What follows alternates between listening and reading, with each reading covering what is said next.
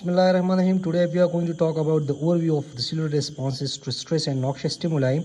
This is the second lecture आपके जो cell injury है एडाप्टेशन. लास्ट टाइम हमने इंट्रोडक्शन टू पैथोलॉजी पढ़ा था. ये सेकंड लेक्चर है जिसमें हम पढ़ेंगे कि एक नॉर्मल सेल को जब एक नॉक्शियस स्टिमुलाइज आ जाती है तो in response to that noxious stimuli या स्ट्रेस वो सेल जो है वो किस तरह एडॉप्ट करता है और किस तरह जो है वो मेंटेन करता है. सो सेल जो है वो एक एक्टिव पार्टिसिपेंट है अमंग दियर इन्वायरमेंट और कॉन्स्टेंटली वो जो है अपना स्ट्रक्चर एंड फंक्शन जो है वो अकोमोडेट कर रहा होता है अकॉर्डिंग टू दैट जो चेंजिंग डिमांडेड है या जो एक्स्ट्रासेलुलर स्ट्रेस है.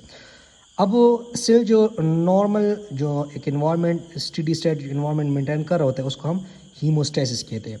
सो एक नॉर्मल जो आपके इंट्रासेलुलर जो इन्वायरमेंट है ह्यूमुलाई है वो क्या करते हैं वो एक बिल्कुल रेंज फिजियोलॉजिकल पैरामीटर को जो है वो सेट उसमें रख जाते हैं. मगर फॉर एग्जांपल आपको एक नॉक्शियस स्टिमुलस आ जाती है तो वो जल्दी जो है वो अडॉप्ट कर लेता है या रिवर्सिबल या इरिवर्सिबल इंजरी में जो है वो कन्वर्ट होगा.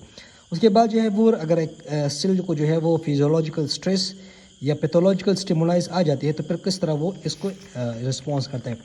तो उसको रिस्पॉन्स जो है वो आपके जो कहते हैं कि adaptation in the form of the hypertrophy, hyperplasia, atrophy and metaplesia. एक नॉक्शियस स्टिमुलाई या एक फिजियोलॉजिकल स्ट्रेस आ जाती है तो आपके सेल जो है वो इन चार सेटअप में जो है वो अडॉप्टेशन कर रहा होता है. अब फॉर एग्जांपल अगर ये एक अडॉप्टेशन कैपेबिलिटी जो है वो एक लिमिट से जो है वो एक्सीड हो तो फिर आपकी जो है वो सेल की इंजरी होती है. यहाँ पे आप देखिए कि जो फिगर 1.1 है उसमें नॉर्मल एक सेल है उस पर बिल्कुल नॉर्मल सेल है हीमोस्टैटिक इन्वायरमेंट में है. अब क्या है कि एक स्टिमुलस फिजियोलॉजिकल स्ट्रेस या जो है वो नॉक्शियस स्टिमुलाइज आ गई है तो वो सेल क्या करेगा वो एडाप्टेशन करेगा. किन किन वो एट्रोपी करेगा, हाइपरट्रोपी करेगा, मेटाप्लीजिया करेगा एंड हाइपरप्लीजिया जो है वो in response to that noxious stimuli. तो उसके लिए मैंने जो है वो 2HAM जो है वो हाइपरट्रोपी, हाइपरप्लीजिया, 2H एट्रोपी एंड मेटाप्लीजिया. अब क्या है कि वो अडाप्टेशन जो है वो एक सर्टेन लिमिट तक वो कर सकता है. अब ये जो स्ट्रेस है वो कंटिन्यूसली जा रहा होता है तो फिर क्या होगा कि जो अडाप्टेशन है वो क्या होगा वो इनएबिलिटी होगा उसकी जो अडाप्ट फर्दर. तो फिर क्या होगा आपके सेल जो है वो इसकी इंजरी होती है. अब सेल इंजरी जो है वो एक लिमिट में हो या जो स्ट्रेस ख़त्म हो जाए तो क्या होगा कि वो सेल इंजरी है वो रिवर्स हो सकता है. उसको हम फिर इरिवर्सिबल इंजरी कह सकते हैं और फिर वो आपका नॉर्मल इरिवर्सिबल इंजरी के बाद जो है एक सेल नॉर्मल स्ट्रक्चर जो है वो फंक्शन मेंटेन करेगा. अब क्या है अगर वो स्टिमुलाई या इंजरी जो है वो परसिस्टेंट हो और वो सिवियर हो, प्रोग्रेसिव हो तो फिर क्या होगा वो इरिवर्सिबल इंजरी में कन्वर्ट होगा और फिर उस सेल ने जो है वो मरना है. दो किस्म के सेल ने मरना है. फिर दो किस्म के, एक जो है वो निक्रोसिस है जिसको हम कहते हैं मर्डर, सही है. एक जो है वो एपोटोसिस है या एपोप्टोसिस है जिसको हम प्रोग्राम सेल डेथ कहते हैं या जिसको हम सुसाइड भी कहते हैं. आगे हम पढ़ेंगे इंशाल्लाह डिटेल में. तो यहाँ पे ये लिखा हुआ है. उसके यहाँ पे आप उन्होंने डिस्क्रिप्शन में लिखा हुआ है कि विद इन सर्टेन लिमिट्स आपके सेल जो है वो रिवर्सिबल इंजरी होते हैं. फिर अगर वो स्ट्रेस ख़त्म हो तो फिर वो बेसलाइन या नॉर्मल पे आ जाता है. अगर ये स्ट्रेस जो है वो परसिस्टेंट हो और रैपिड इन ऑनसेट हो तो फिर ये इरिवर्सिबल इंजरी हो और सेल ने जो है फिर मरना है. अब सेल डेथ जो है वो एक मोस्ट क्रूशल इवेंट्स है आपके डिजीज़ इवोल्यूशन में. ये अब वो डिजीज़ टिश्यू की हो या ऑर्गन की हो. सो ये क्या करेगा, ये बिकॉज ऑफ द इस्कीमिया की वजह से है, lack of the blood flow, infection की वजह से भी हो सकता है, टॉक्सिन की वजह से भी हो सकता है या इम्यूनोलॉजिकल रिएक्शन की वजह से भी वो डेथ हो सकता है.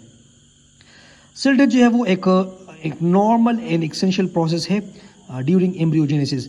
ड्यूरिंग एम्ब्रियोजेनेसिस में जो है वो नॉर्मली जो सेल डेथ होती है वो क्या होती है वो एपोटोसिस के थ्रू होता है. एम्ब्रियोजेनेसिस में नेक्रोसिस जो है वो नहीं होता है. ये पैथोलॉजिकल प्रोसेस है, एपोटोसिस जो है वो फिजियोलॉजिकल प्रोसेस है. कुछ कंडीशन में जो है वो एपोटोसिस भी पैथोलॉजिकल पर कन्वर्ट हो सकता है.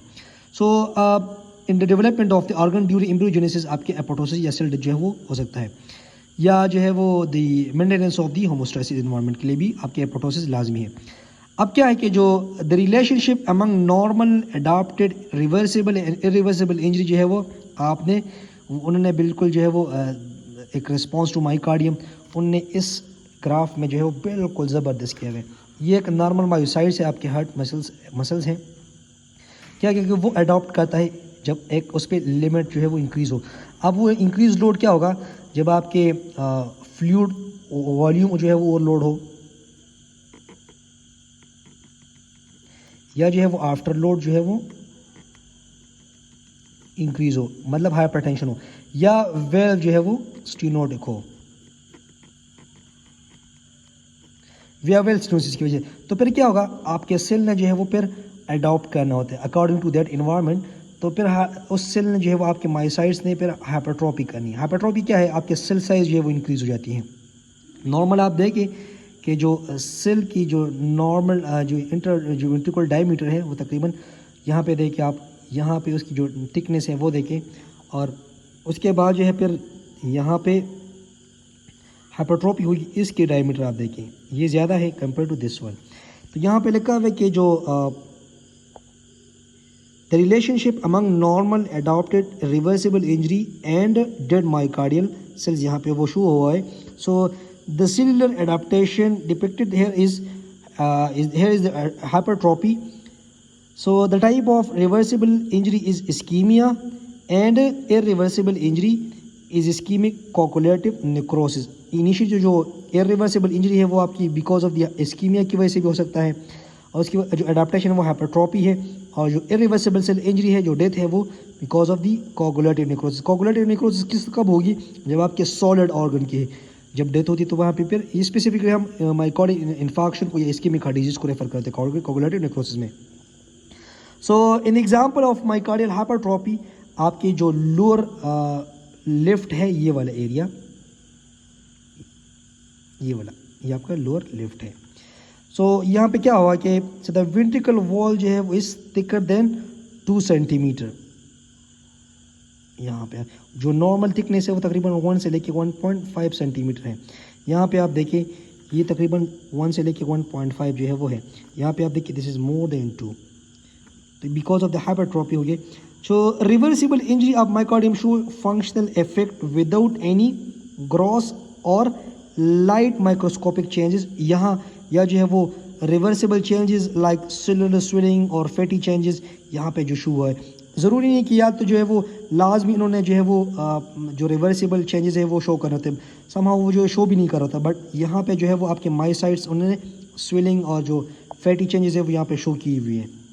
So in this specific showing necrosis, जो लोअर राइट है वो क्या है कि सो जो ट्रांसम्यूरल लाइट एरिया है, ये वाला एरिया, ये ट्रांसम्यूरल लाइट एरिया है, वो क्या करते हैं in the posterior lateral ventricle, left ventricle represent क्या करते हैं आपके acute myocardial infarction, acute MI जो है वो यहाँ पे रिप्रेजेंट किया हुआ है आपके latero posterior lateral area of the left ventricle.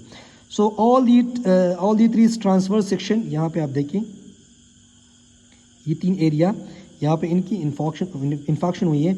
So myocardium have been stained with the triphenyl tetrazolium chloride, इन्होंने इसके के साथ जो है वो स्टैंड किया हुआ है, और इसकी जो कलर है वो लॉस हो चुकी है बिकॉज ऑफ दी जो एंजाइम लॉस है आपके सेल डेथ की वजह से। तो यहाँ की इनकी जो कलर है वो पेल आ चुका है। अब यहाँ पे आते हैं कि ये वहाँ पे जो उन्होंने किस तरह मायोसाइट्स को वो स्ट्रेस आ गई है because of the after load increase, because of the stenosis, जो बाइकास्पेड वेल स्टेनोसिस है या आयोटिक वेल स्टेनोसिस की वजह से। तो क्या होगा आपकी जो लेफ्ट वेंट्रिकल वहाँ पे क्या होगा, हाइपरट्रॉपी होगी स्पेसिफिक आयोटिक वेल स्टेनोसिस की वजह से। तो या जो यहाँ पे उन्होंने कहा कि जो हाइपरटेंशन की वजह से, आफ्टर लोड इंक्रीज की वजह से, या नैरोइंग स्टेनोसिस की आयोटिक वेल की बात आ जाती है, या बिकॉज ऑफ द हाइपरट्रॉपी आपकी सेल साइज जो है वो इंक्रीज कर जाती है। अल्टीमेटली वहाँ पे जो सारा सेल की जो स्ट्रक्चर है, जो कंडक्टिविटी पावर है वो इंक्रीज कर जाती है for the certain limit time. उसके बाद क्या है, if the increase demand is not relieved, उसके बाद फिर क्या होगा, आपकी डिमांड जो है वो आपकी मायोसाइट की इंक्रीज डिमांड। अब नॉर्मल आप देखिए इस मायोसाइट की डिमांड कितनी होगी और इसकी साइड